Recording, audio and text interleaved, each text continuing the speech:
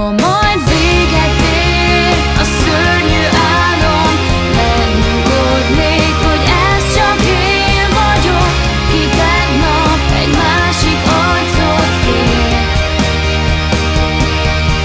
Ma már semmi másra nem cserélném, bármi jön még, az ki én vagyok, ha egyszer visszajuthatnék.